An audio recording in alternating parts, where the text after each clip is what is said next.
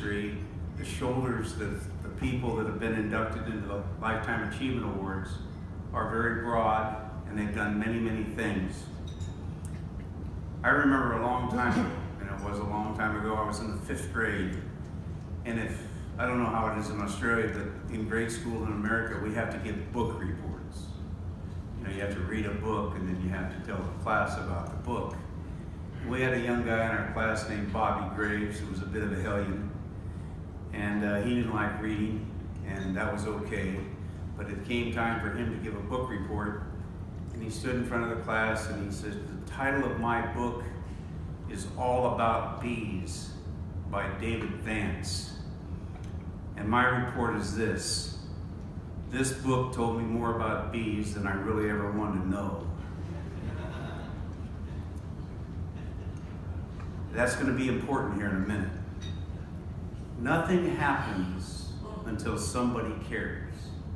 I don't care if it's this industry, your family, or your business. Nothing happens until somebody cares. And the individual that I have the honor to introduce this morning and induct into the Lifetime Achievement Awards, and it's an honor, I guarantee you, he cares. Big time, capital C. In my many years of coming to Australia, whether it's been a sponsorship needed, support in a forum, information on how to repair an automobile or what's coming at us, this gentleman came forth. Sponsorships, forums, information. And I gotta tell you, not just in Australia. See this guy everywhere, all over, worldwide, literally worldwide. This gentleman steps forward and does what needs to be done to share the information that's needed in this industry. I could spend all day talking about his accomplishments, but know that this gentleman epitomizes what Lifetime Achievement's about. It's about giving more than you're being paid to give.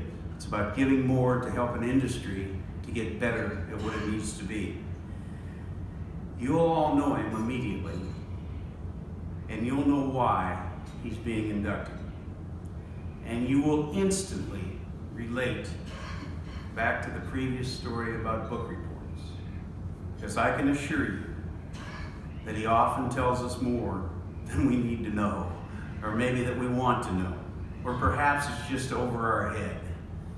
But when he speaks, we should be listening. Per Madsen, please come forward.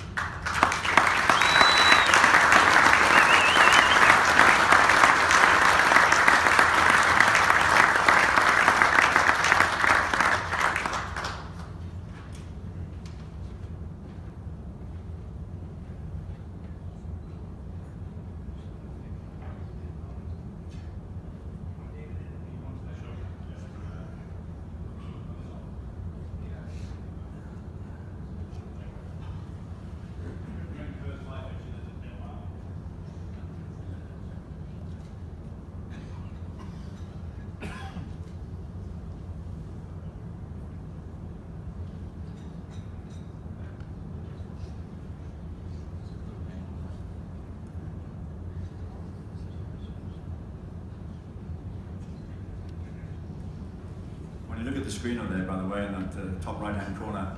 Look at the car that he's looking at. It really does like cars. Thank you, David. Thank you. That was unfair. I didn't see that come at all. First of all, it's a great honor for me to stand here today in front of all of you. I'm most humbled, and I have to say that once again, I didn't have a clue what you guys are up to. Thank you very much, and more or less to say that I'm not that often speechless, but in this moment I'm actually up. And thank you all for the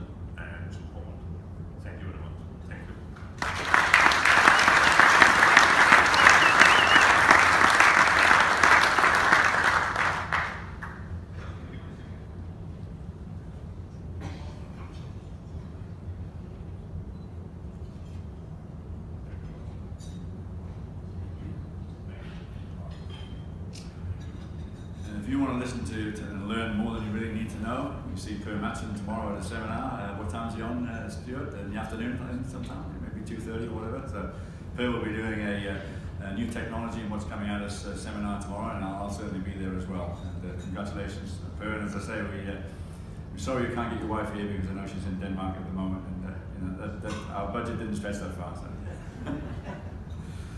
Okay, well that's almost all, because they were the three nominees that got the most votes, way ahead of everyone else, and well done to them all, and maybe a round of applause for those three again.